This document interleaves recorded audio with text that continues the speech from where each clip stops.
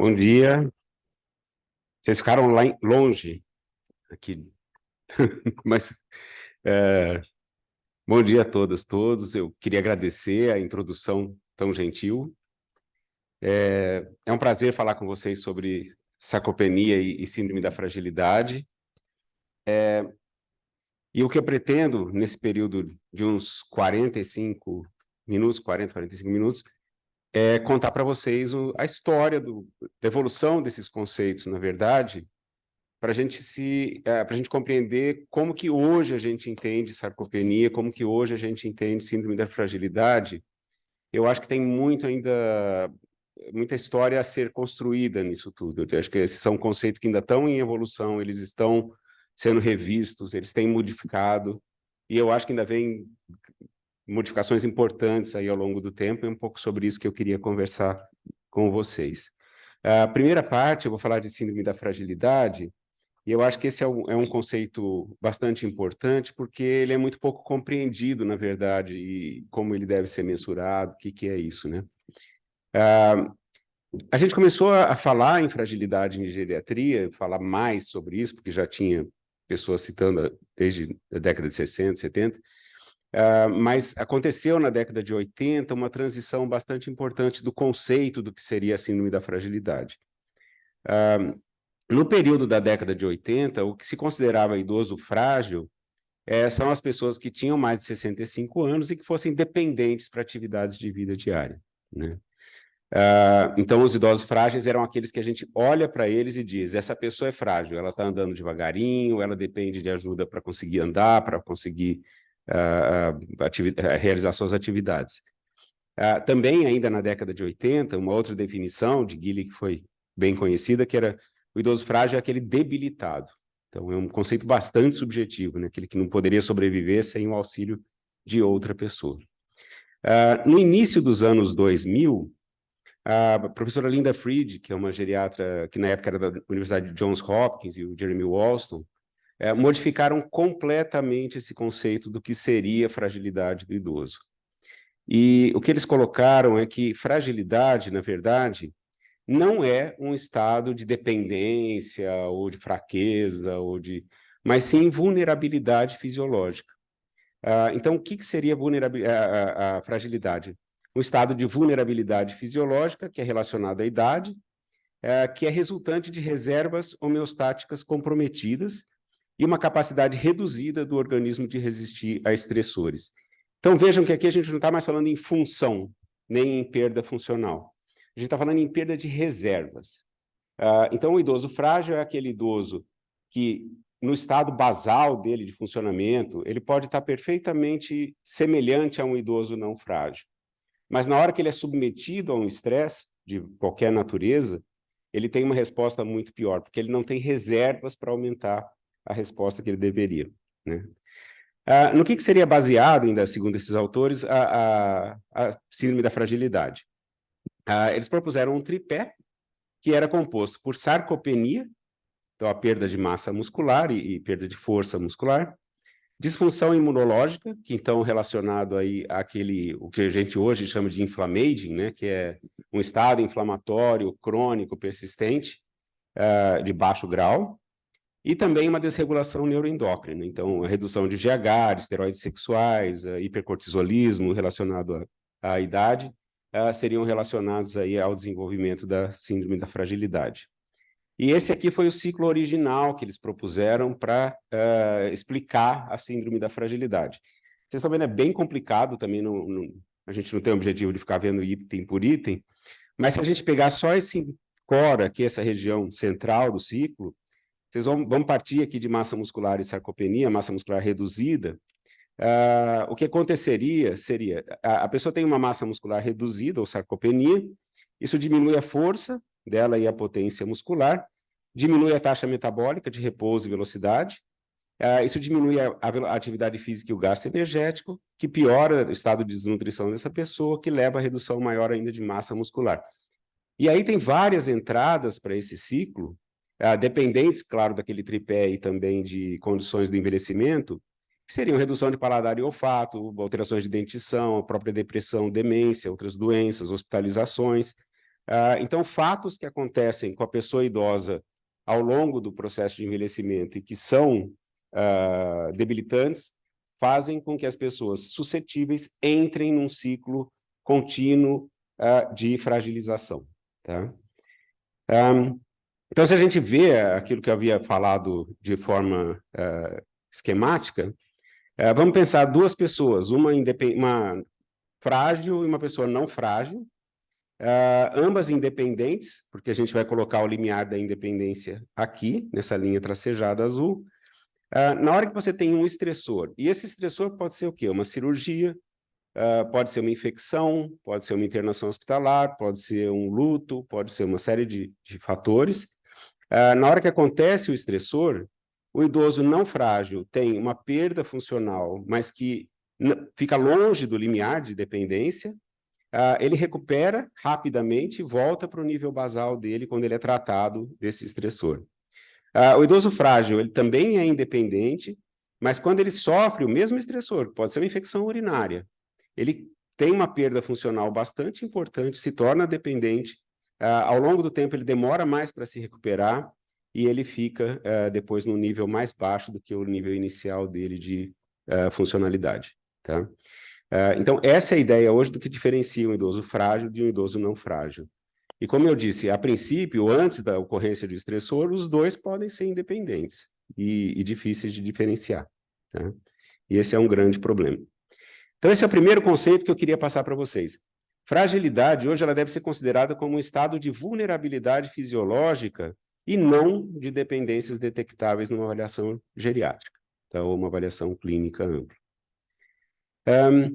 Quando a gente vai olhar na PubMed, onde vocês quiserem, instrumentos para avaliar fragilidade, tem mais de 60 instrumentos propostos. Tá? Isso é uma questão importante, porque se a gente tem mais de 60 instrumentos para avaliar uma condição, é porque os instrumentos não são bons, nenhum, né? Ou a condição é mal definida. Mas existem alguns que são mais utilizados, e que eu vou comentar com vocês. O mais utilizado de todos no mundo é o fenótipo de Linda Fried e Jeremy Walston e dos seus colegas. O segundo mais empregado é o índice de fragilidade, de Rockwood. E depois tem os mais práticos para atividade clínica diária, que é essa escala Frey, o VES-13, o Groningen. Então, são outros que são bastante utilizados. O que é o diagnóstico de fragilidade pelo fenótipo? Que é muito bom em nível ambulatorial.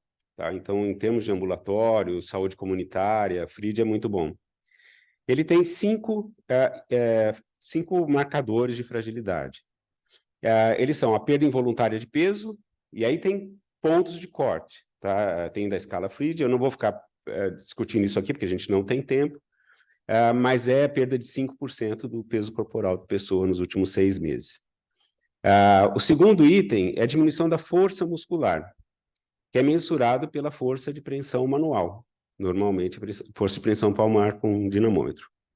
Terceiro item é a diminuição da velocidade de marcha, originalmente medida num espaço de 4,6 metros, é o que Linda Fried utilizou, mas que pode ser medida em diferentes espaços. Hoje a gente adota como velocidade de marcha mínima de uma pessoa idosa 0,8 metros por segundo, medidos na velocidade habitual de marcha da pessoa. Um outro item é sensação de fadiga. E isso a gente descobre perguntando, com duas perguntas que são de questionários padronizados, inicialmente de depressão, que são, o senhor ou a senhora se sente muito cansado para fazer suas atividades habituais, ou o senhor e a senhora, precisa parar de fazer as atividades porque está muito cansado, suas atividades habituais, essa é uma sensação de fadiga. E o quinto e último é a redução da atividade física, que pode ser medido por questionários, mas o ponto de corte é tão baixo que a gente diferencia isso perguntando se a pessoa faz alguma coisa além de andar dentro de casa ou tem atividades físicas fora de casa, faz caminhada, qualquer outra coisa, tá? Então, desses 5 itens, a pessoa é considerada frágil se ela tiver 3 dos 5 itens positivos. Então, ela tem perda de peso, a força de preensão manual dela é mais baixa, ela tem uma velocidade de marcha um pouco mais baixa, ela é frágil, tá? Se ela tiver 1 ou 2 itens positivos, ela é pré-frágil. E se ela não tiver nenhum, ela é não frágil, tá? Tem inúmeros estudos usando esse fenótipo de Fried e desfechos, tá? E o que a gente tem de evidências muito claras é que idosos que têm esses critérios de fragilidade, eles têm risco de quedas maior, risco de internações muito maior. As internações deles são mais prolongadas. Em cirurgias, eles complicam muito mais. Eles têm, com frequência, delírio quando eles têm quadros infecciosos.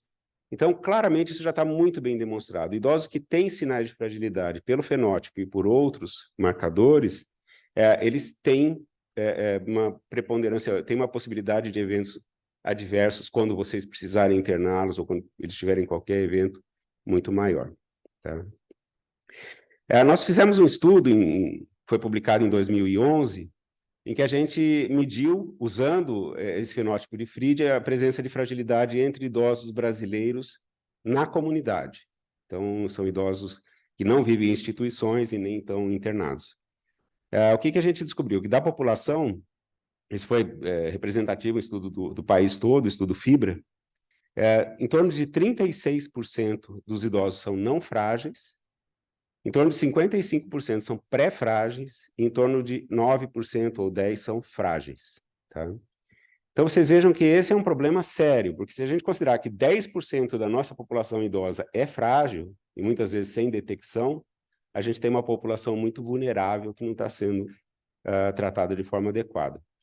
Essa comparação das barras azuis com as vermelhas, a gente simplesmente comparou pontos de corte do própria proposta de Linda Fried com os pontos de corte da nossa população. Então, o brasileiro tem força de prevenção manual um pouco mais baixa que americanos, naturalmente, né, e outros fatores.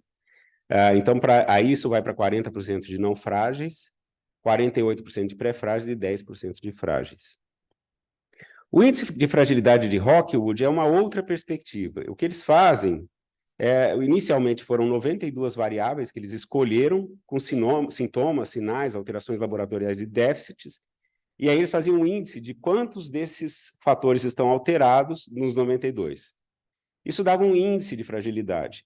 Hoje, a proposta é de uso de 30 variáveis, tá? Mas o índice ele é diferente do fenótipo porque ele inclui perdas funcionais, que é aquilo que eu estava dizendo para vocês, que hoje não é exatamente o que a gente considera como fragilidade.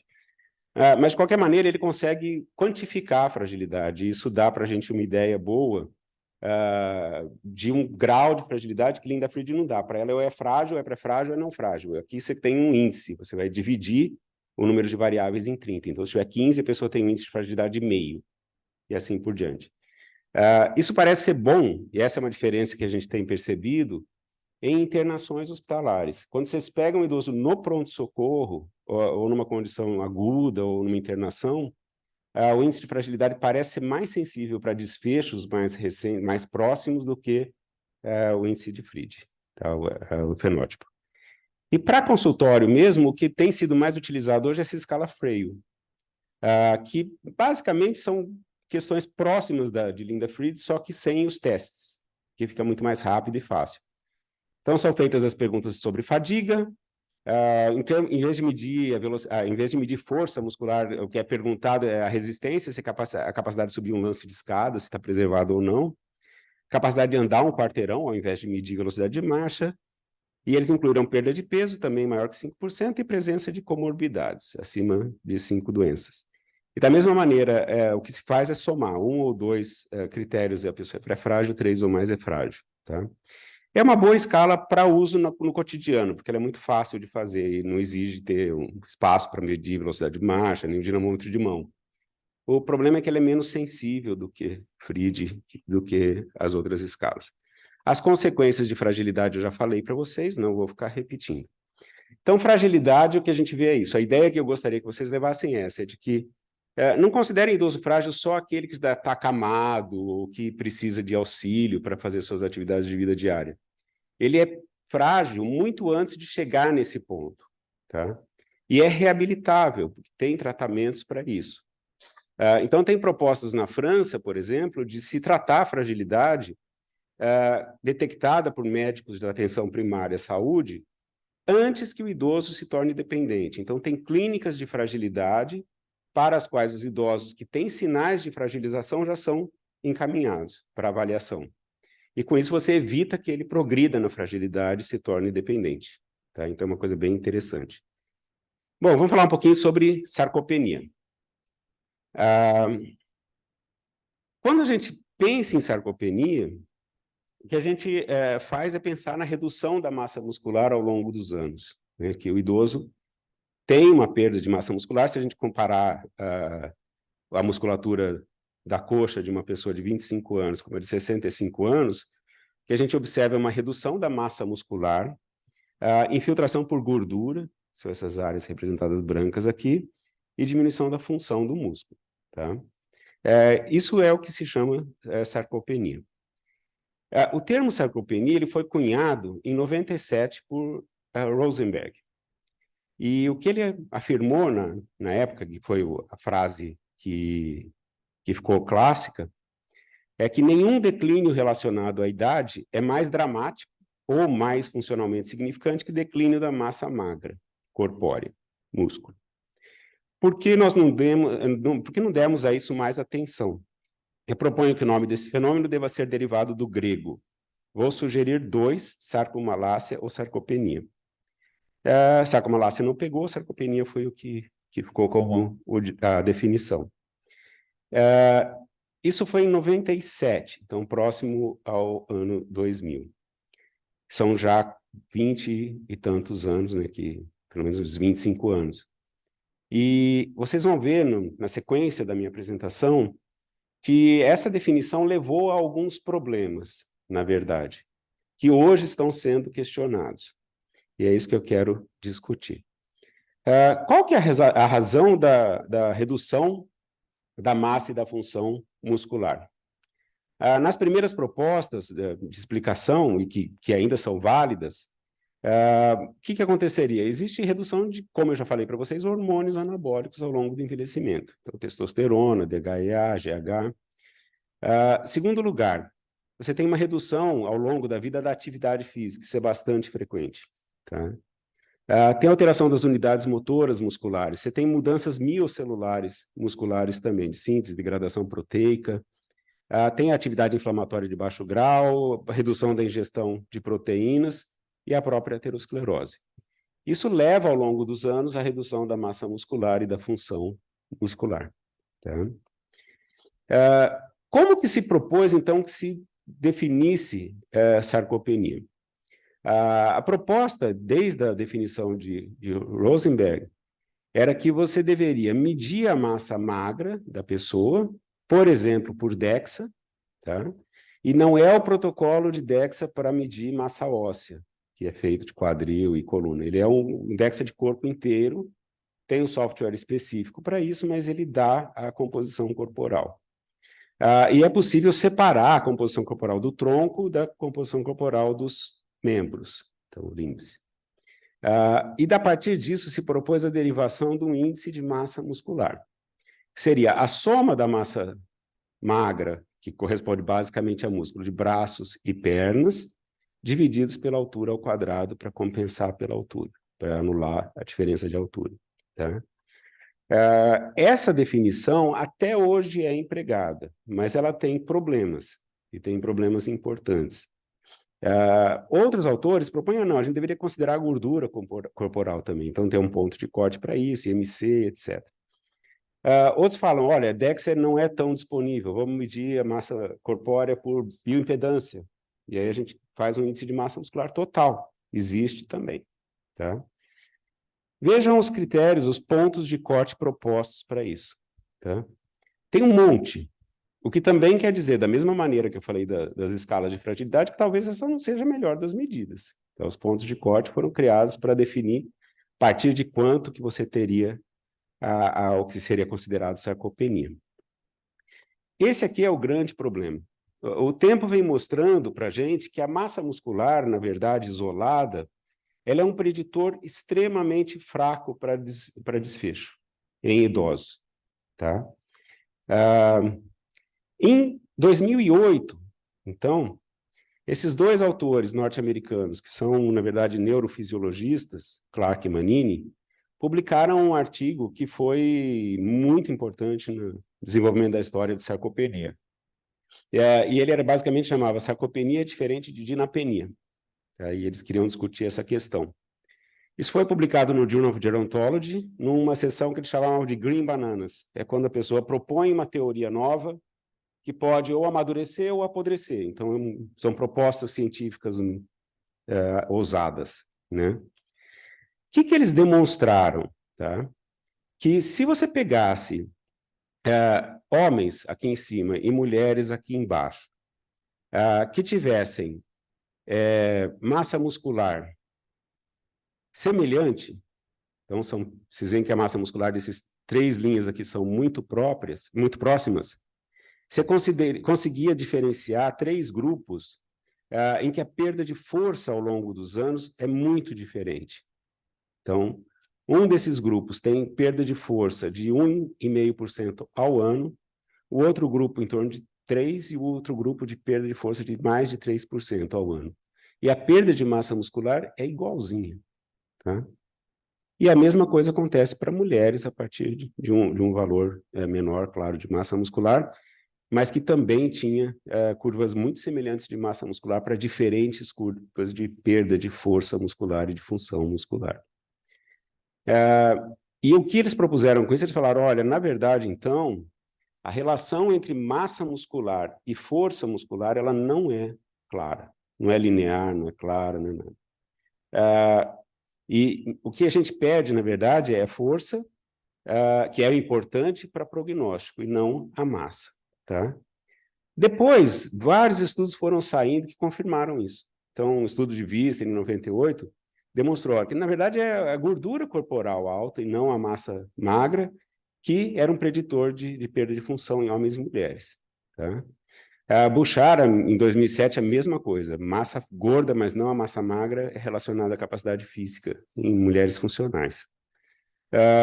E vários outros estudos foram saindo demonstrando a mesma coisa. Tá? Eu vivi isso na experiência própria. Meu pai faleceu com 90 anos. Meu pai era muito magrinho. Ele era um sarcopênico em termos de massa muscular clássico. Mas ele dirigia, carregava as suas compras, ele jogava futebol até os 80 e poucos anos. Então ele não tinha massa muscular. A massa muscular dele era meu braço, das pernas. Mas ele tinha uma funcionalidade imensa. Outro exemplo clássico disso são pessoas com anorexia nervosa. Se vocês pegarem jovens com anorexia nervosa, eles têm uma massa muscular baixíssima, mas são atletas, fazem tudo. Então, a relação entre massa e força muscular não é linear, e ela não é o que prevê perdas. Então, esses autores propuseram um conceito de dinapenia. A sarcopenia veio parar aqui no canto, que é aquilo que eu apresentei aquele slide anterior para vocês. Mas ele colocou, olha, isso aí não é uma questão só muscular, é uma questão nervosa também, de sistema nervoso. Então, se a gente olhar para o quadro mais amplo, a gente vai ver que, na verdade, tem alterações da excitação do neurônio motor, tem diminuição da excitabilidade do reflexo espinal em quem é sarcopênico, tem diminuição do drive, etc., processos neuropáticos, e tem a parte do sistema muscular, que não só é a redução da massa, mas também de arquitetura da fibra muscular, o tipo de fibra, o desacoplamento de excitação e contração, e etc. Então ele falava, esse processo é muito maior, ele não é a perda de massa muscular. E aí o que o Manini e Clark falaram, olha, a gente perdeu muito tempo por causa das definições de Rosenberg lá atrás, preocupados só em estimular o ganho de massa. A gente esqueceu do resto. Então a gente precisa pesquisar esse resto. E eles propuseram, a gente devia trocar o termo sarcopenia por dinapenia. Ninguém topou trocar.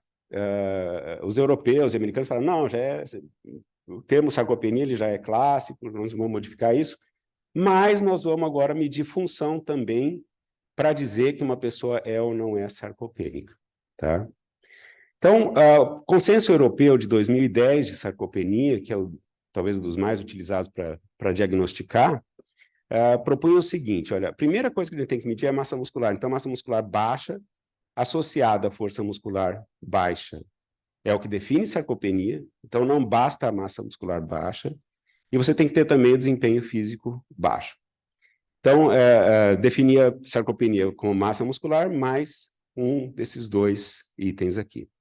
Desempenho físico, quando a gente está falando em velocidade de marcha, em teste de aquele time de up and go, ou outros testes que medem o desempenho físico, na verdade. E força muscular é hand grip. Proposta, então, desse consenso do EUGESOP. A pessoa idosa, então, você mede a velocidade de marcha. Se ela tiver baixa, você vai medir a massa muscular. Se ela tiver baixa, a pessoa tem sarcopenia, e se ela tiver normal, não tem sarcopenia. Se a velocidade de marcha for normal, medir a força de preensão palmar. Se fosse baixa, medir a massa muscular e definir se a pessoa tem ou não sarcopenia. Tá?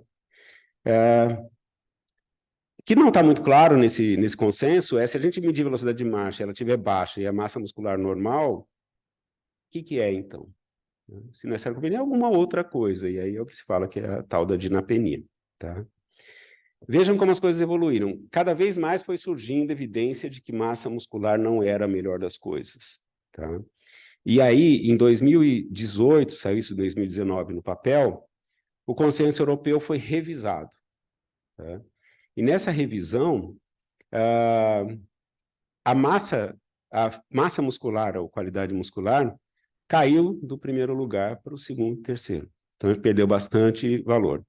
Então, como é que se mede sarcopenia por esse novo consenso europeu, que hoje é o que se propõe usar para medir sarcopenia? Primeira coisa é fazer um rastreio. Tá? Essa questão do rastreio ela é um pouco complicada, porque eles propõem o quê? O SARC-F, que é uma escala que eu vou mostrar para vocês, ou suspeição clínica. O que é suspeição clínica de sarcopenia?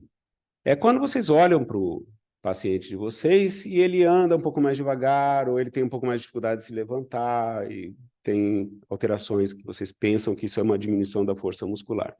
Então é para desconfiar, essa é a proposta. Só que isso é relativamente pouco sensível. Quando a pessoa está nesse estado é porque já perdeu bastante. Tá? E o SARC-F ela é uma escala que também é só clínica e que também ela tem uma sensibilidade relativamente baixa. Né? Não é, eu acho que a melhor das estratégias, e vocês sabem muito bem isso para o rastreio de diabetes.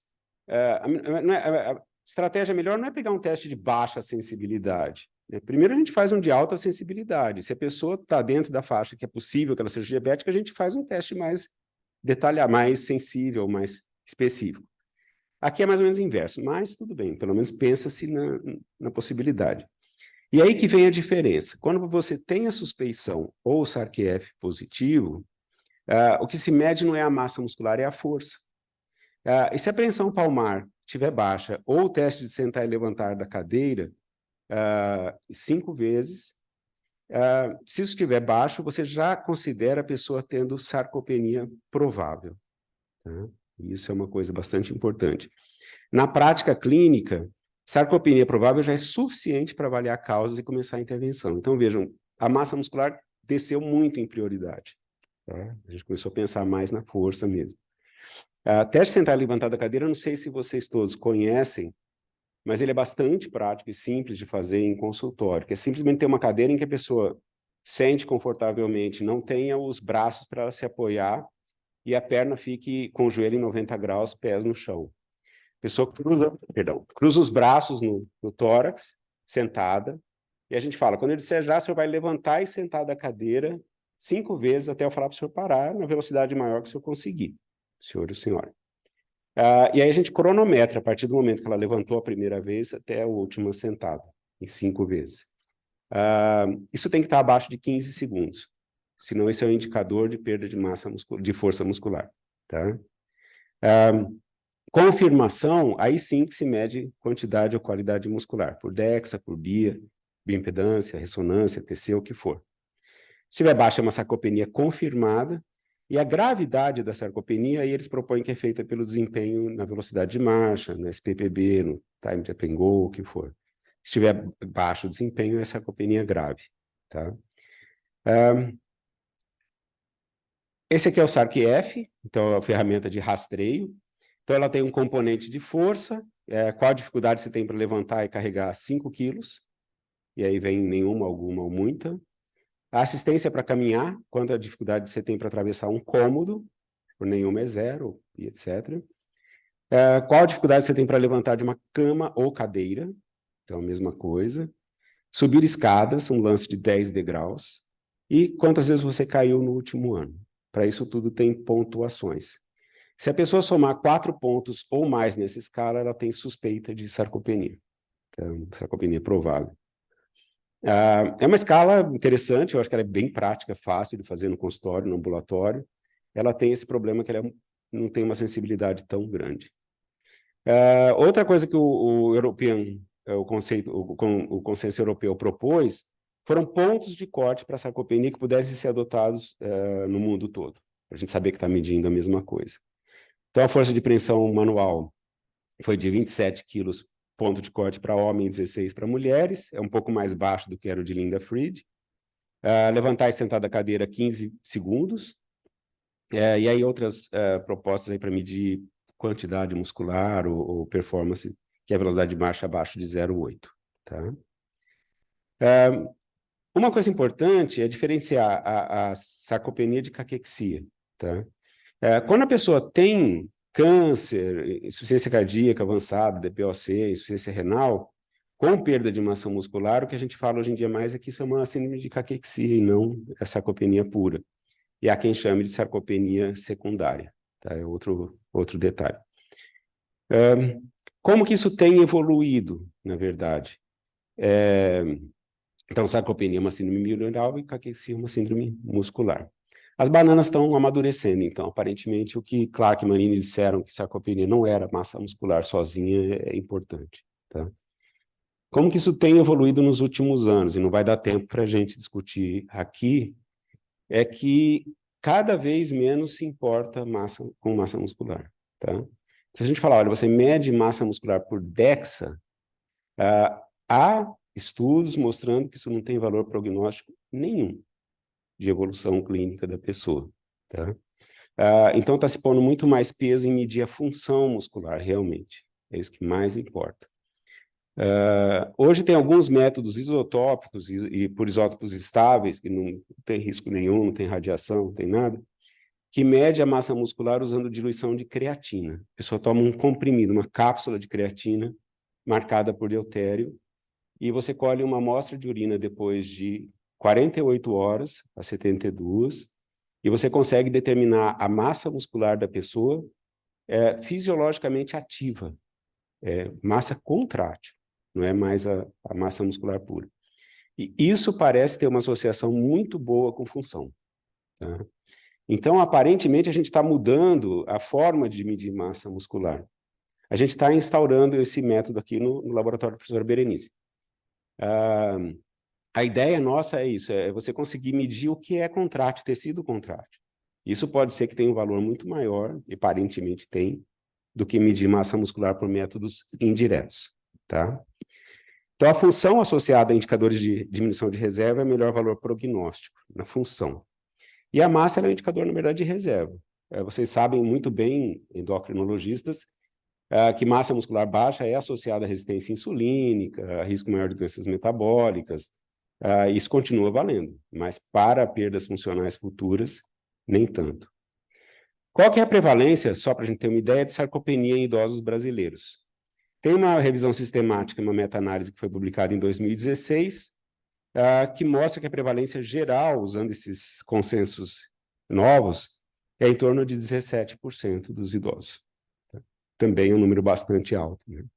A gente pegar massa e função, 17%. Tratamento, então, da sarcopenia e da fragilidade. Tratamento de síndrome da fragilidade e sarcopenia são muito parecidos. Tá?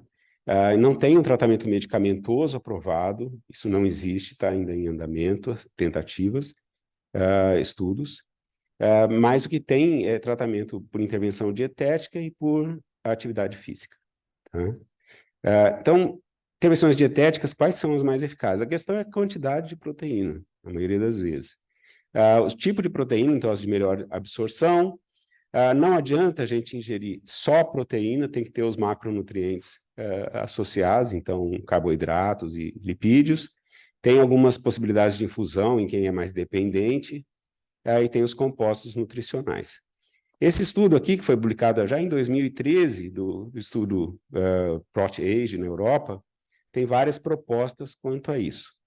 Qual que é a recomendação para idosos saudáveis de ingestão proteica?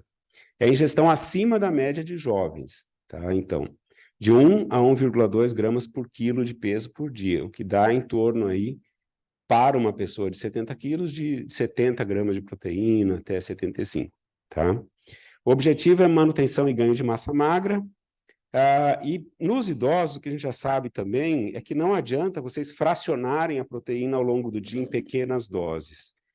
Existe uma resistência anabólica, a pessoa precisa ter uma ingestão de uma quantidade mínima de proteína para que a síntese proteica muscular aconteça de forma adequada, tá? Então, o que se recomenda é em torno de 25 a 30 gramas de proteína por refeição, tá? Então, não adianta fracionar muito.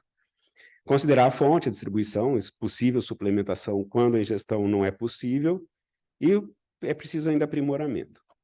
Na vigência de doenças agudas e doenças crônicas, é sugerido o aumento da ingestão na dieta ou suplementação baseado na doença, na gravidade, no estado nutricional prévio e considerando também o impacto da doença.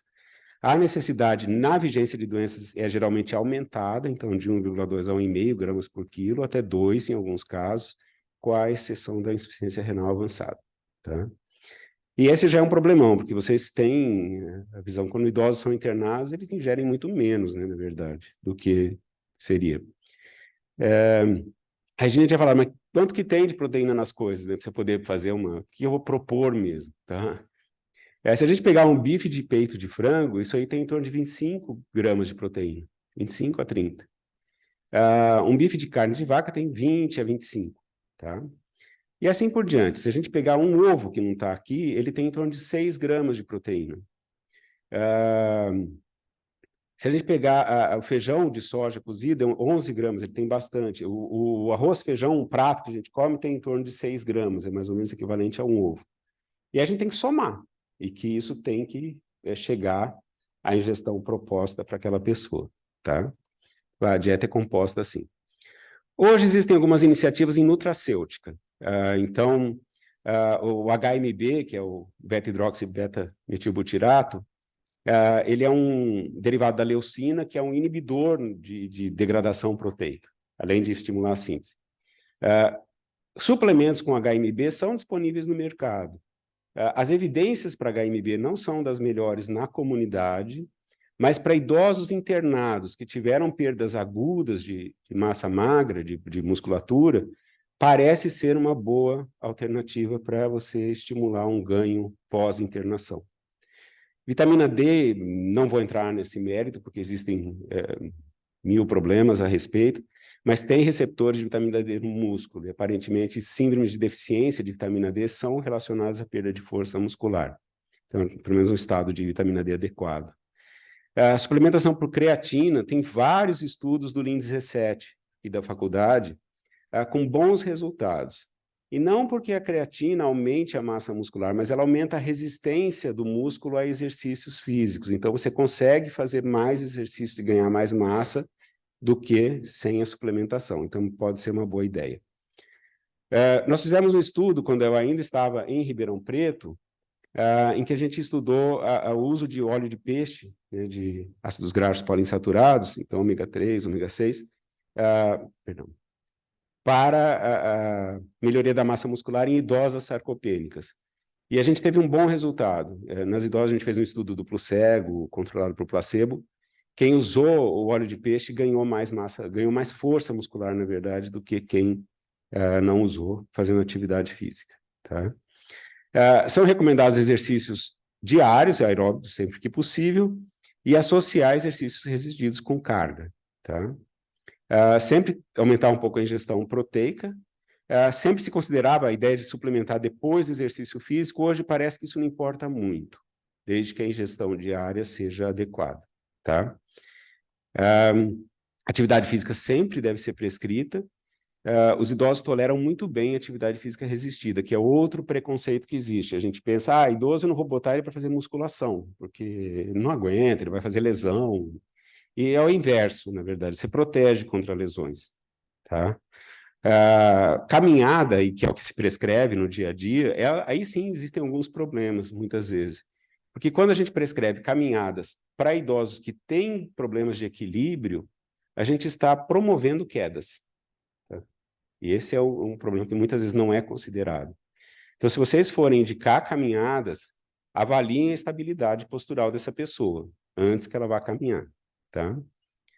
E tem um monte de propostas agora de uso de videogames e de realidade virtual para estimular idosos a fazer atividade física. Também tem estudos feitos aqui na faculdade de enfermagem, com resultados muito interessantes. O idoso, ele gosta muito do game.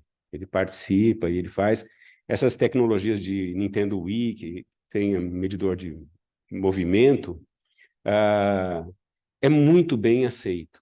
E estimula porque você associa a atividade física com diversão, né? Isso é muito interessante, tem sido muito interessante. Então, só para concluir, a gente pode conversar depois sobre isso. Sarcopenia, então, ela é um conceito que ainda está em transição, e, no fundo, e essa é a minha impressão de trabalhar nessa área, essa é uma síndrome mioneural, ela não é só muscular. Tá?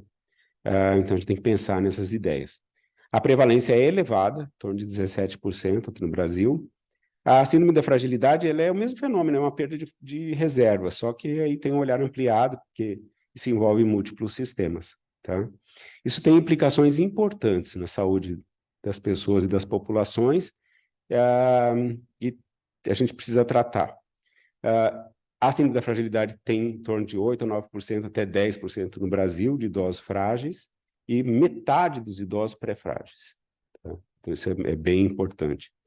A gente tem como tratamento dieta, atividade física e nutracêutica, algumas propostas de tratamento medicamentoso, mas até hoje não são comprovadas, não são bem-sucedidas. Fala-se, por exemplo, do uso de testosterona como reposição hormonal em homens para ganho de massa muscular. Isso só tem alguma validade quando o idoso tem deficiência de testosterona, clinicamente detectável e laboratorialmente também. Então, o uso primário desses tratamentos, tanto endocrinológicos como de outras naturezas, para tratar a sarcopenia ou fragilidade, eles não são bem-sucedidos. Tá? O risco é muito maior do que o benefício. E tem tratamentos em andamento agora. Então, vários tipos de... Esses MABs, né, que estão surgindo, tem vários agora propostos para sarcopenia e tem até terapias usando microRNA, que são envolvidos em metabolismo muscular. Mas isso tudo é futuro, né? Ainda não chegou. Tentei contar uma história para vocês, então, da evolução desses conceitos. Espero que tenha acrescentado alguma coisa para vocês. Eu gosto muito do Eduardo Galeano, que é um escritor, historiador e poeta uruguaio. Ele falava, os cientistas falam que nós somos feitos de átomos, então a gente fica discutindo, tentando definir coisas, mas um passarinho me contou que somos feitos de histórias. Espero ter deixado uma história interessante aí para vocês. Obrigado aí pela atenção.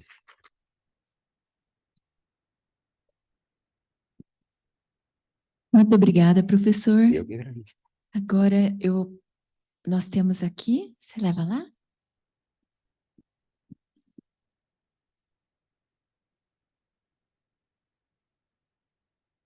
Obrigado, professor. Eu que agradeço. Eu sou Márcio Mancini, sou da unidade de obesidade. Então, queria que o senhor comentasse a coexistência de obesidade e sarcopenia, né? Já que a prevalência de obesidade vai aumentando com a idade. E um outro aspecto são os pacientes submetidos à cirurgia bariátrica, né? Que eles operam com 50 anos, passa 20 anos, aí eles já estão numa faixa etária mais elevada se a prevalência é maior. Excelentes questões, obrigado. Obesidade e sarcopenia tem um nome até que é obesidade sarcopênica, né? Talvez a pior das composições corporais possíveis para uma pessoa de idade mais avançada. Você ter obesidade e, ao mesmo tempo, ter baixa força e massa muscular é péssimo funcionalmente. Você tem comparações do prejuízo funcional de sarcopenia isolada como fator de risco para sarcopenia com obesidade. Eu não trouxe os números, né, porque acho que também é uma questão de tempo, Mas você vai de um odds ratio de 3 de perdas funcionais para um odds ratio de 9. É muito importante a questão da obesidade associada. E aí entra uma questão que é, às vezes, complicada de definir, até porque quando você tem obesidade, a massa muscular da pessoa ela é um pouco maior também, muitas vezes, porque você ganha massa muscular junto com a massa gorda. E você ganha muito mais massa gorda do que muscular, mas ganha. E aí a pessoa fica acima desses pontos de corte que existem propostos para sarcopenia pura, né? E aí dizem, ele não é sarcopênico, porque a massa muscular dele está boa, ou porque isso, ou porque aquilo. Mas, na verdade, ele é, porque se você vê a proporcionalidade da massa muscular dele para a massa gorda e para o peso, ele funcionalmente é muito prejudicado, né? E tem. Fora que o músculo é infiltrado por gordura nos obesos sarcopênicos, você tem mais infiltração gordurosa, e isso leva a um prejuízo funcional também bastante grande. Como é que se define hoje sarcopenia ou obesidade sarcopênica? É a pessoa ter critérios de obesidade, seja por IMC, por outros métodos, mensuração de massa gorda por bioimpedância, ter critérios para obesidade e, ao mesmo tempo, ter perdas de função em massa muscular, né? Ou massa muscular no limite ou com perda de função. Então, é um problema extremamente grave mesmo, esse é complicado. E o pior, para você tratar isso, você teria que fazer a pessoa perder peso, né? E se ela perder peso, ela perde massa muscular junto, e perde bastante. Então, muitas vezes o tratamento ele é muito limitado porque você prejudica um lado, você ganha de um lado e perde de outro. Então, tem um monte de trial agora acontecendo, testando a suplementação proteica e atividade física ao mesmo tempo que se promove perda de peso em idosos sarcopênicos. O Lean 17, o pessoal da Reumato, está terminando um estudo sobre isso, do grupo do Hamilton Rochelle, do Bruno Gualano. Eu acho que esse é um problema muito interessante, muito sério. O outro da cirurgia bariátrica é a mesma coisa. A gente tem agora idosos sendo operados para bariátrica, né, e pessoas na faixa dos 50 anos.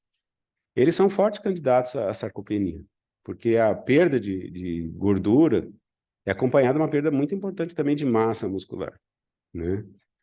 Então, aparentemente, a prevalência de sarcopenia nessa população é mais alta, tem se tornado mais alta. E aí também é a mesma questão, que intervenções que a gente consegue fazer para modificar essa trajetória, né? Porque a perda de peso ela é necessária. Mas ainda não se tem muita resposta, não. Acho que tem mais pergunta do que resposta para isso.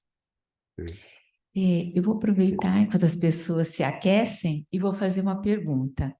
Eu queria saber como que é a massa muscular naqueles indivíduos que são vegetarianos ou veganos. Se eles têm uma maior tendência a ser sarcopênico e o que se faz quando está diante desse caso. Tá. Primeiro, Luciano, é um prazer muito grande te reencontrar aqui.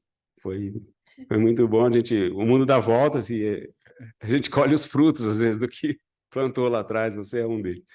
Foi muito bom te rever. Não, a resposta é não.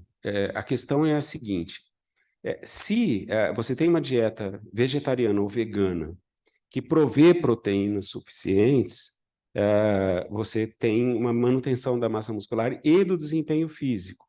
Isso já foi bem demonstrado com atletas, que atletas veganos têm o mesmo desempenho de atletas não veganos ou que ingerem carne, tá? Então, assim, se a ingestão ela é adequada para os padrões necessários por dietas baseadas em vegetal, não tem problema nenhum. Essas pessoas costumam ter menos gordura corporal também, né? Porque elas mantêm uma dieta mais saudável, pela opção. Então, você tem menos obesidade sarcopênica. Então, aparentemente, a fonte de proteína não é uma questão, desde que a ingestão seja adequada. E tem alimentos vegetais bastante biodisponíveis, a proteína bastante biodisponível. Tá? A gente fez um estudo que ainda não concluímos, mas que a gente marcou com deutério a proteína do feijão. E a gente marcou a proteína do feijão na planta. A gente regava o feijão com água com deutério. Isso incorpora a proteína do deutério no feijão. E a gente alimentou idosos com esse feijão. E vimos que a absorção é muito boa da proteína do feijão. Então, essas proteínas baseadas em planta, elas não são ruins, não. São boas. Agora, claro que é um pouco menos biodisponível do que animal, e quando a pessoa já tem sarcopenia, para você atingir os níveis necessários, aí é o inverso. Aí você tem uma dificuldade com planta de ter a quantidade 1,5 gramas por quilo por dia, não é tão fácil, né? Mas não leva a perda, não. Que bom. Temos lá em cima a professora Beth e depois lá em cima um dos residentes. Prazer, professor. Prazer, Eduardo. Obrigado pela apresentação. Na verdade, eu tenho duas questões. Uma em relação ao uso de creatina, porque está divulgado nas academias, toda pessoa que faz atividade física toma, né? A dose de 3 a 5 gramas por dia, se isso seria uma dose adequada para idoso, né? Se adianta eu utilizar isso no idoso para melhorar a performance, e naquele idoso que tem baixo apetite, esses produtos lácteos que estão suplementados com proteína, 25 gramas de proteína, são interessantes. Obrigada. Obrigado pelas perguntas. Creatina, em torno de 5 gramas, né, que se recomenda por dia, ela é eficaz no idoso desde que ele consiga exercitar, né? Porque ela sozinha não é ela na verdade, aumenta o metabolismo energético muscular, né? Você tem mais reserva energética. Então, se ele consegue fazer a atividade física, você usar, tem bons estudos mostrando que tem um efeito positivo, sim.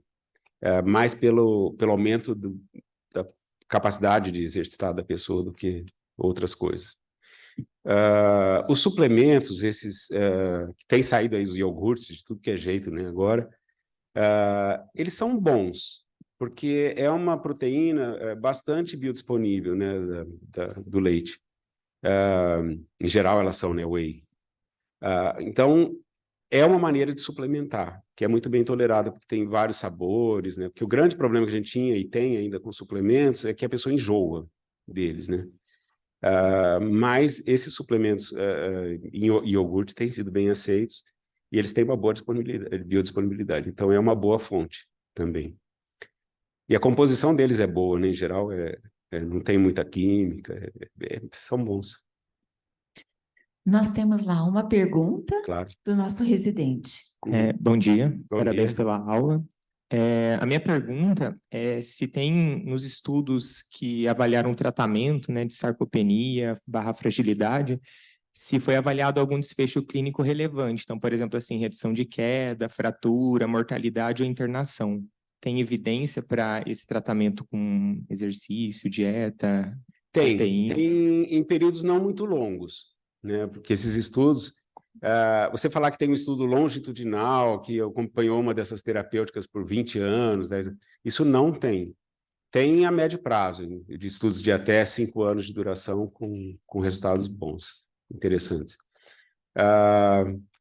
Eu acho que esse o grande problema é esse, você consegue medir isso em curto prazo, na verdade, né? Estudos de duração longa com intervenção, eles são muito caros, na verdade. Então, você tem poucos no mundo. Então, os estudos que tem são nessa faixa, 1, 2 até 5 anos, você tem melhora de desfecho, né? Em vários estudos. Obrigada. Enquanto eu vou pedir para o nosso residente levar para a doutora Berenice, eu vou fazer uma pergunta que tem da plateia online. Ótimo. O Pedro Franco é o nosso pós-graduando e ele comenta que é bem entendido que a força talvez tenha um papel mais fundamental que a mensuração da massa magra em si. E a pergunta dele é em relação ao ponto de vista glicêmico. A perda da massa magra pode gerar aumento da resistência insulínica, independente da função muscular estar boa? Ótima questão. Eu não sei se eu tenho uma resposta específica para isso, mas sim, eu acho que se você pensar em resistência insulínica, acho que vocês na plateia vão ter gente bem melhor que eu para responder isso. Mas a resistência insulínica ela é associada à massa muscular. Então, perdas de massa muscular elas vão ser associadas a algum grau de redução aumento da resistência insulínica. Agora, o quanto que isso é relevante em termos clínicos, né? Se você pegar uma pessoa não diabética, a grande questão que eu acho não é se ela vai ficar um pouquinho menos sensível à insulina porque perdeu um pouco de massa muscular, mas é o inverso, é perder massa muscular por quê?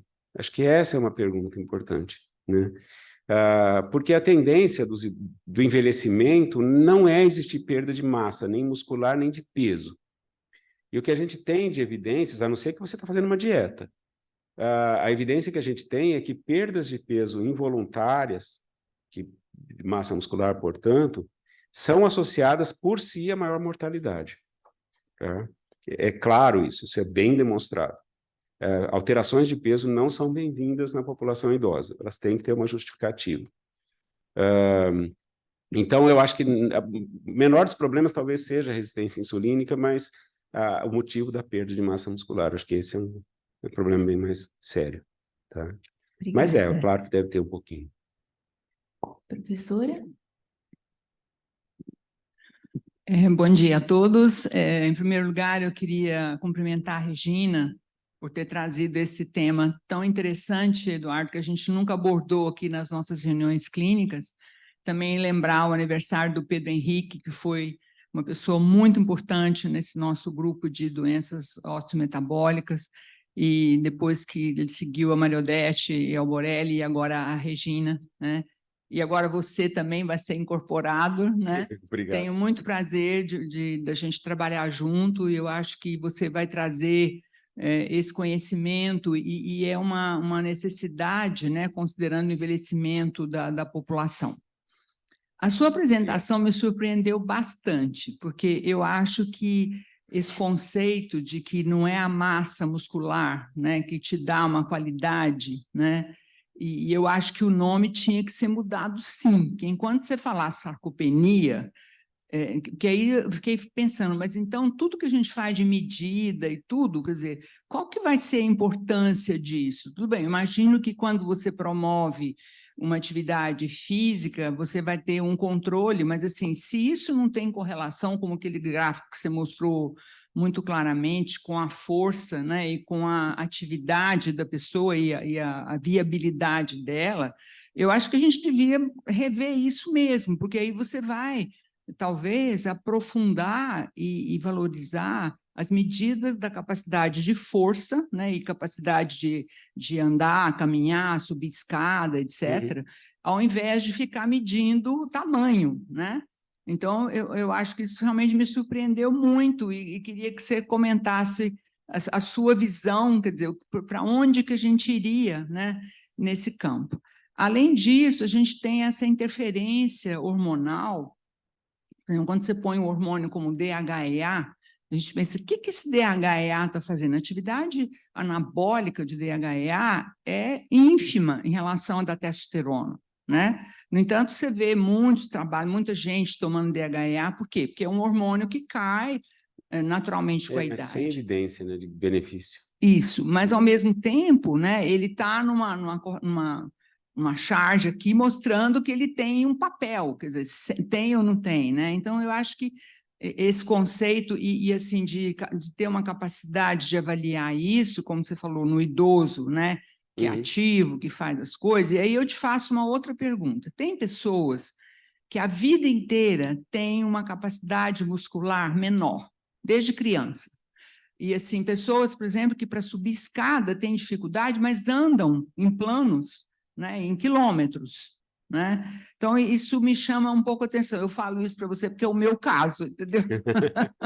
Então, por exemplo, se eu tiver que subir uma escada, tá?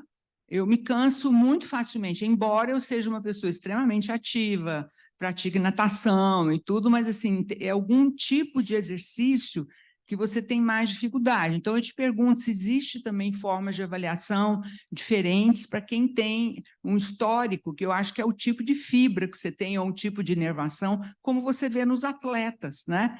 Que são escolhidos pela sua funcionalidade da fibra em relação ao esporte que eles vão praticar, né? Isso. Queria que você comentasse. A gente tem um pouquinho de tempo, né, Lu? Porque nós não temos pós-graduação hoje, né? É isso?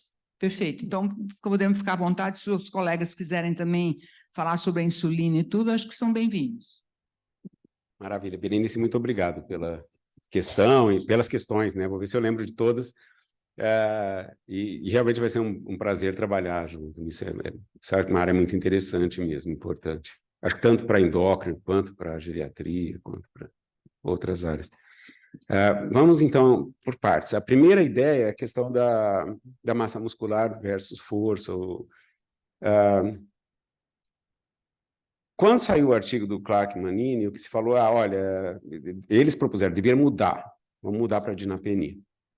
E aí está escrito, eu tinha esse texto no slide, eu não trouxe, mas a contra-argumentação foi essa, de que sarcopenia já é um termo consagrado, que então não se deveria mexer nisso e tal, porque eu acho que tem um lobby nisso daí, de certa maneira, porque claro que tem toda uma indústria por trás, tem toda uma sociedade de sarcopenia, e etc. Mudar tudo isso não é fácil. Se a gente olhar para o quadro todo, não é que massa muscular não tenha nenhuma importância, ela tem também, né? Se a gente for pensar naquele... Você tinha aquele quadro, né? Não sei se está aqui, da sarcopenia.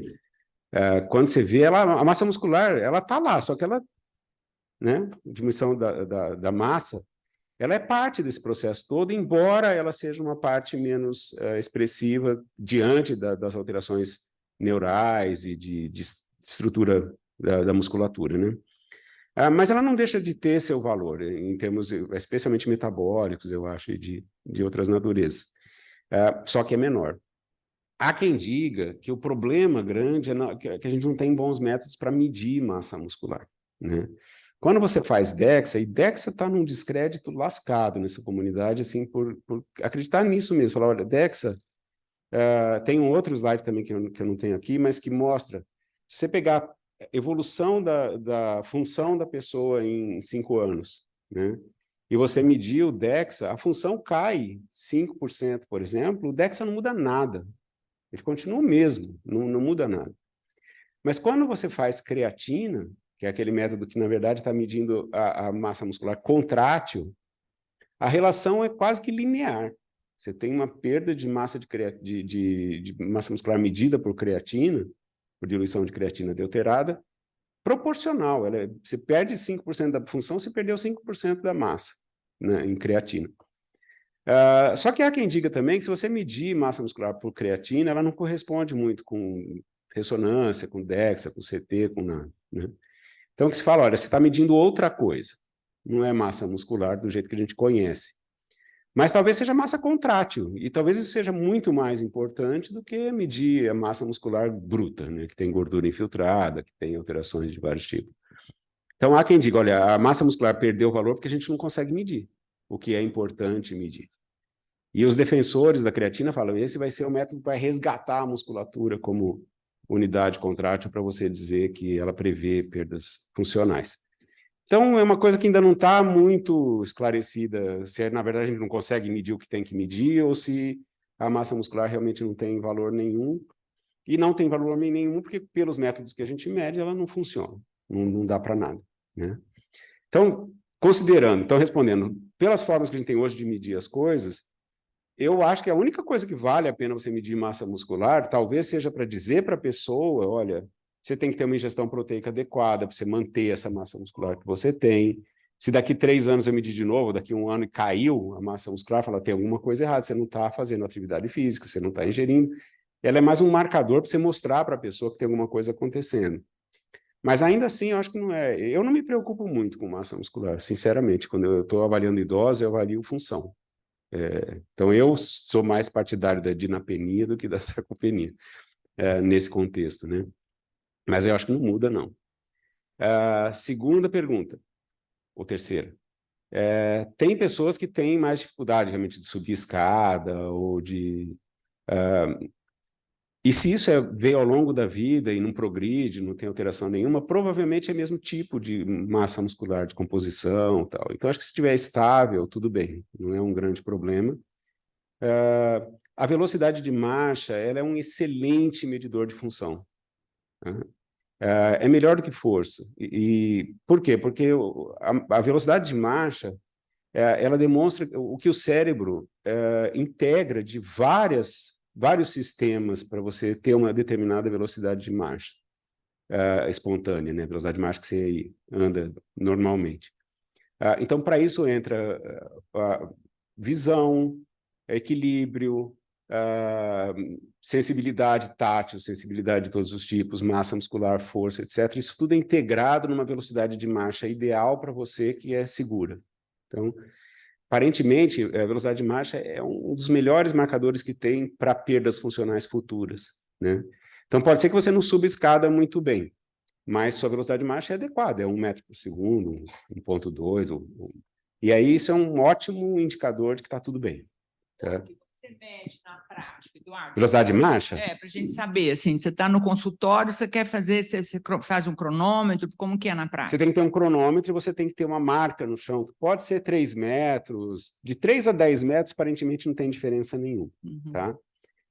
Muita gente mede em 4 metros, ou 3, 5.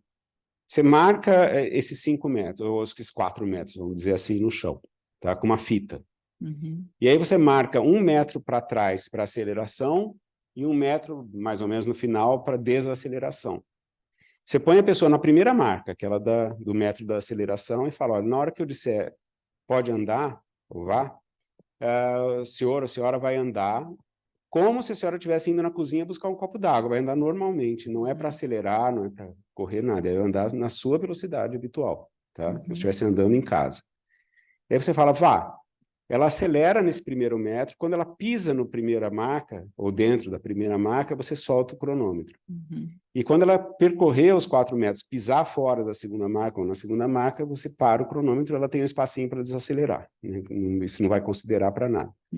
Aí você divide 4 metros que ela andou pelo tempo que ela levou para andar os 4 metros. Tá?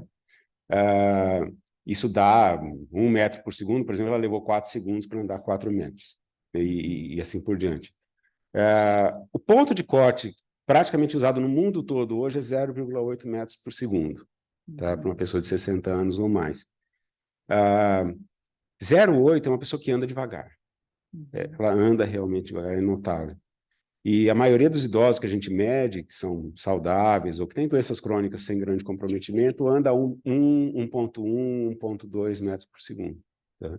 Então tem que ter um espaço no chão, é só isso. E um cronômetro pode ser o do celular, então não precisa de nada. Mas é espaço. Né? Excelente. É simples de medir. Os erros que o povo faz é não dar espaço para acelerar nem para desacelerar. Já começa marcando, está errado. Tá? Ou mandar a pessoa andar rápido, ou não explicar que ela não pode acelerar, né? Mas é uma medida muito prática. E ela é muito preditora, mas muito de perdas funcionais futuras. É muito bom. Até na faixa etária de 40, 50 anos.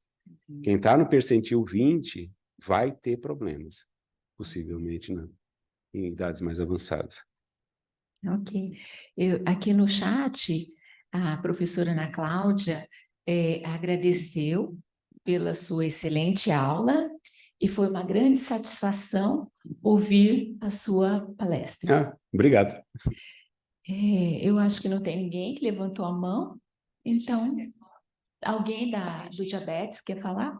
Regina, mas antes vamos ver se não querem se pronunciar, então vamos dar para Só tenho a agradecer. Eu acho que quando a gente conversou na segunda-feira, eu tinha uma expectativa para a aula de hoje e o senhor conseguiu superar essas expectativas. E Obrigado. espero que a gente possa colaborar. Muito obrigada. Eu que agradeço. vários elogios no chat, viu? É? Vários elogios no chat e tivemos uma plateia online de 50 pessoas. Oh, que bacana.